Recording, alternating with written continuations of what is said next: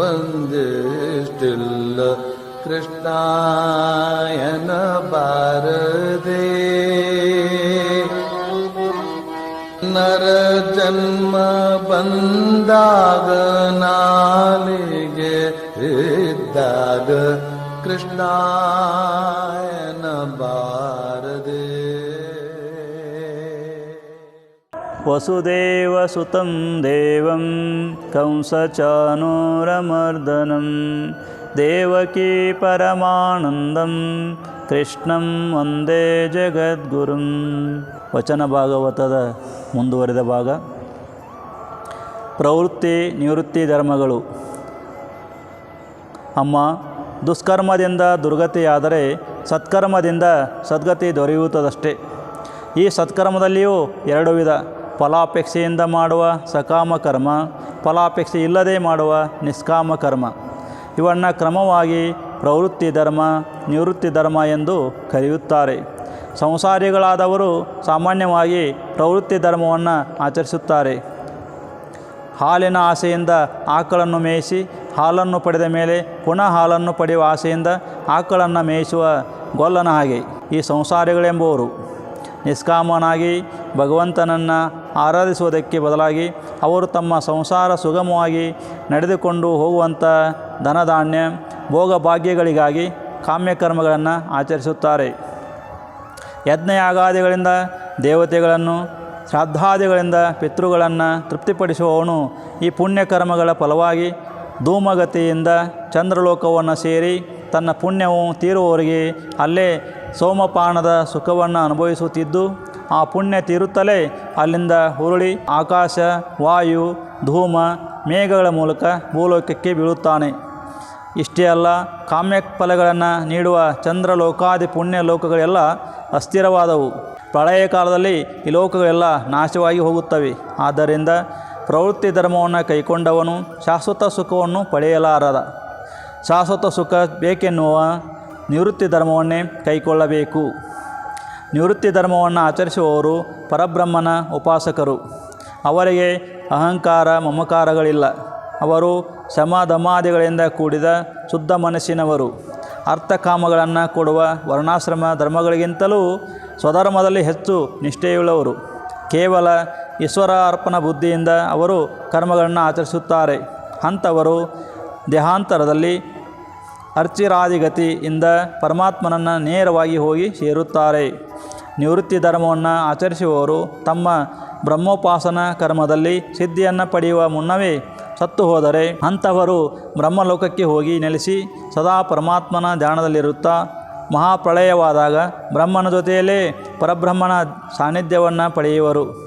ತಾಯಿ ಸಮಸ್ತ ಲೋಕಗಳನ್ನು ಸೃಷ್ಟಿಸುವ ಮಹಿಮಾಶಾಲಿ ಆ ಚತುರ್ಮುಖ ಬ್ರಹ್ಮನೂ ಕೂಡ ನಿಷ್ಕಾಮ ಕರ್ಮಗಳನ್ನು ಮಾಡಿದವನಾದರೂ ಕೂಡ ನಾನು ನಿಷ್ಕಾಮ ಕರ್ಮಗಳನ್ನು ಮಾಡಿದವನು ಎಂಬ ಅಹಂಕಾರದಿಂದ ಮುಕ್ತನಾಗಲಾರದೆ ಸಗುಣ ಬ್ರಹ್ಮದಲ್ಲಿ ಸೇರಿಕೊಂಡಿದ್ದು ಪ್ರಳಯಾಂತ್ಯದಲ್ಲಿ ಮತ್ತೆ ಸೃಷ್ಟಿಕರ್ತನಾಗಿ ಜನಿಸಬೇಕಾಗುತ್ತದೆ ಎಂದ ಮೇಲೆ ಸಾಮಾನ್ಯ ಮಾನವರ ಪಾಡೇನು? ಇಂದ್ರಿಯ ಸುಖದ ಅಭಿಲಾಷೆಯಿಂದ ಕರ್ಮಗಳನ್ನು ಆಚರಿಸಿದವರು ಧೂಮಗತಿಯಿಂದ ಪಿತೃಲೋಕಕ್ಕೆ ಹೋಗಿ ಪುಣ್ಯಫಲ ತೀರುತ್ತಲೇ ಭೂಲೋಕಕ್ಕೆ ಮರಳಿ ತಮ್ಮ ಮಕ್ಕಳಿಗೆ ಮಕ್ಕಳಾಗಿ ಹುಟ್ಟುವರು. ಅಮ್ಮ, ಕಾಮ್ಯಕರ್ಮವನ್ನು ಮಾಡುವವರು ಹೀಗೆ ಶಾಶ್ವತ ಸುಖದಿಂದ ವಂಚಿತರಾಗುವರಾದ್ದರಿಂದ ನೀನು ನಿತ್ಯ ಪದವಿಯನ್ನು ನೀಡುವ ಭಗವಂತನನ್ನೇ ಆಶ್ರಯಿಸು. ಆತನಲ್ಲಿ ಎರಡಿಲ್ಲದ ಭಕ್ತಿಯನ್ನಿಟ್ಟರೆ ವೈರಾಗ್ಯ ತಾನಾಗಿಯೇ ಉದಿಸುತ್ತದೆ, ಬ್ರಹ್ಮಜ್ಞಾನ ಪ್ರಾಪ್ತಿಯಾಗುತ್ತದೆ. ಆಗ ಸುಖ ದುಃಖ ಪ್ರೀತಿ ದ್ವೇಷ ಎಂಬ ದ್ವಂದ್ವಗಳು ಅಳಿದು ಹೋಗುತ್ತವೆ. ಎಲ್ಲವೂ ಪರಬ್ರಹ್ಮ ಸ್ವರೂಪವೆಂದು ಗೋಚರವಾಗುತ್ತದೆ. ತಾಯಿ, ಸೂರ್ಯನಿಗೆ ಮೋಡಗಳು ಮುಸುಕಿಕೊಳ್ಳುವಂತೆ ಅಜ್ಞಾನ ಜ್ಞಾನವನ್ನು ಮುಚ್ಚಿಬಿಟ್ಟಿದೆ. ಆ ಜ್ಞಾನ ಉದಿಸಬೇಕಾದರೆ ಅಜ್ಞಾನ ಸ್ವರೂಪವಾದ ಸಂಸಾರ ವ್ಯಾಪಾರವನ್ನು ತೊಲಗಿಸಬೇಕು. ಯೋಚಿಸಿ ನೋಡು, ಈ ಜಗತ್ತೆಲ್ಲವೂ ಪರಬ್ರಹ್ಮವೇ. ಬಹಿರ್ಮುಖನಾಗಿರುವ ನಮ್ಮ ಇಂದ್ರಿಯಗಳಿಗೆ ಮಾತ್ರ ಅದು ಪ್ರತ್ಯೇಕ ಪದಾರ್ಥವೆಂಬಂತೆ ತೋರುತ್ತದೆ. ನಾನು ಹಿಂದೆ ತಿಳಿಸಿ ಹೇಳಿದಂತೆ ಮಹತ್ತತ್ವ ಅಹಂಕಾರ ತತ್ವವಾಗಿ ಅದರಲ್ಲಿ ಸತ್ವ ರಜ ತಮಗಳೆಂಬ ಗುಣಗಳು ಏರ್ಪಟ್ಟು ಪೃಥ್ವಿ ಮೊದಲಾದ ಪಂಚಭೂತಗಳು ಇಂದ್ರಿಯ ರೂಪದ 11 ತತ್ವಗಳು, ಈ ತತ್ವ ಸಮುದಾಯ ರೂಪವಾದ ಅಂಡ ಮತ್ತು ಬ್ರಹ್ಮ ಇವೆಲ್ಲವೂ ಬ್ರಹ್ಮನಿಂದ ಉದಿಸಿ ಬಂದುವಲ್ಲವೇ? ಆದ್ದರಿಂದ ಇವೆಲ್ಲವೂ ಬ್ರಹ್ಮಾತ್ಮಕ. ವಿರಕ್ತನಾಗಿ ದೃಢಚಿತ್ತನಾದ ಯೋಗಿಗೆ ಇದು ಗೋಚರವಾಗುತ್ತದೆ. ಅಮ್ಮ, ಜಡ ಜೀವ ಬ್ರಹ್ಮರ ಸ್ವರೂಪವನ್ನು ಅರ್ಥ ಮಾಡಿಕೊಳ್ಳಬಲ್ಲ ಆತ್ಮಜ್ಞಾನವನ್ನು ನಿನಗೆ ವಿವರಿಸಿದ್ದೇನೆ. ಈ ಜ್ಞಾನಯೋಗದ ಜೊತೆಗೆ ಭಕ್ತಿಯೋಗವನ್ನು ನಿನಗೆ ಬೋಧಿಸಿದ್ದೇನೆ. ಆ ಎರಡೂ ಯೋಗಗಳ ಗುರಿಯು ಭಗವಂತನೇ. ಜ್ಞಾನಯೋಗದಿಂದ ಆತ್ಮಲಾಭ, ಭಕ್ತಿಯೋಗದಿಂದ ಉಪಾಸ್ಯ ದೈವದ ಪ್ರತ್ಯಕ್ಷ. ಎರಡೂ ಒಂದೇ ಹೇಗಾದೀತು ಎಂದು ಶಂಕಿಸಬೇಡ. ಹಾಲು ಕಣ್ಣಿಗೆ ಬೆಳ್ಳಗೆ ಕಾಣಿಸುತ್ತದೆ, ನಾಲಿಗೆ ಮಧುರವಾಗಿದೆ, ಮೂಗಿಗೆ ಸುವಾಸನಯುಕ್ತವಾಗಿದೆ, ಮುಟ್ಟಿದರೆ ಬಿಸಿಯಾಗಿಯೋ ತಣ್ಣಗೂ ಇದೆ. ಬೇರೆ ಬೇರೆ ಇಂದ್ರಿಯಗಳು ಬೇರೆ ಬೇರೆ ಫಲಗಳನ್ನು ಪಡೆದರೂ ಹಾಲು ಹಾಲೇ. ಹಾಗೆ ಬೇರೆ ಬೇರೆ ಶಾಸ್ತ್ರಗಳಲ್ಲಿ ಆಚರಣೆಯಿಂದ ಬೇರೆ ಬೇರೆಯಾಗಿ ಅನುಭವವಾದರೂ ದೇವರು ದೇವರೇ. ಕಪಿಲ ಮುನಿಯ ಉಪದೇಶದಿಂದ ದೇವಹೂತಿಯ ಅಜ್ಞಾನ ಹಾರಿಹೋಯಿತು. ಎದುರಿಗೆ ಕುಳಿತು ಜ್ಞಾನೋಪದೇಶ ಮಾಡಿದವನು ತನ್ನ ಮಗನಲ್ಲ, ಸಾಕ್ಷಾತ್ ಪರಮಾತ್ಮ ಎಂಬುದು ಆಕೆಗೆ ಗೋಚರವಾಯಿತು. ಆಕೆ ಆತನನ್ನು ಕುರಿತು, ಹೇ ಭಗವಾನ್, ಚರಾಚರಾತ್ಮಕವಾದ ಬ್ರಹ್ಮಾಂಡವನ್ನೆಲ್ಲ ನಿನ್ನ ಹೊಟ್ಟೆಯಲ್ಲಿ ಇಟ್ಟುಕೊಂಡು ನಿನ್ನ ಸಂಕಲ್ಪ ಮಾತ್ರದಿಂದಲೇ ಸೃಷ್ಟಿ ಸ್ಥಿತಿ ಲಯಗಳನ್ನು ಮಾಡುತ್ತಿರುವ ನೀನು ನನ್ನ ಹೊಟ್ಟೆಯಲ್ಲಿ ಹುಟ್ಟಿ ಬಂದಿದೆಯಲ್ಲವೇ? ನಾನೆಂಥ ಧನ್ಯಳು. ಲೋಕಕ್ಕೆ ತತ್ವಜ್ಞಾನವನ್ನು ಬೋಧಿಸಲೆಂದು ಉದಿಸಿ ಬಂದ ನಿನ್ನ ನಾಮಸ್ಮರಣೆ ಮಂಗಳಕರ. ನಿನ್ನನ್ನು ಕಣ್ಣಾರೆ ನೋಡುತ್ತಿರುವ ನಾನು ಪುಣ್ಯಶಾಲಿನಿ.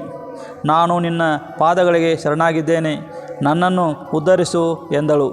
ಆಗ ಕಪಿಲ ಮುನಿಯು ತುಟಿಗಳಿಂದ ಮಧುರವಾದ ಮುಗುಳ್ನಗೆಯನ್ನು ತುಳುಕಿಸುತ್ತಾ, ಅಮ್ಮ, ನಾನು ಬೋಧಿಸಿದ ಭಕ್ತಿ ಮಾರ್ಗವನ್ನು ಅನುಸರಿಸು. ಅದರಿಂದ ಬಹಳ ಸುಖವಾಗಿಯೇ ಮೋಕ್ಷವನ್ನು ಸಾಧಿಸಬಹುದು. ಅನೇಕ ಮಹಾತ್ಮರು ಈ ಮಾರ್ಗವನ್ನೇ ಅನುಸರಿಸಿ ಉದ್ಧಾರವಾಗಿದ್ದಾರೆ ಎಂದು ಹೇಳಿದನು. ತಾಯಿಗೆ ಉಪದೇಶವನ್ನು ನೀಡಿದ ಮೇಲೆ ಕಪಿಲ ಮಹಾಮುನಿಯು ಆಕೆಯಿಂದ ಬೆಳ್ಕೊಂಡು ಕಣ್ಮರೆಯಾಗಿ ಹೋದನು.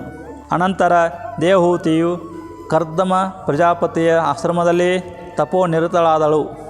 ತಮ್ಮ ಭೋಗಕ್ಕಾಗಿ ಗಂಡನು ನಿರ್ಮಿಸಿದ ಭೋಗ ಸಾಮಗ್ರಿಗಳೆಲ್ಲವೂ ಅಚ್ಚಳಿಯದೆ ಉಳಿದಿದ್ದವಾದರೂ ಈಗ ಆಕೆಗೆ ಅವೆಲ್ಲವೂ ಹುಲ್ಲು ಕಡ್ಡಿಗಿಂತಲೂ ಕಡೆಯಾಗಿ ಕಾಣಿಸಿದವು.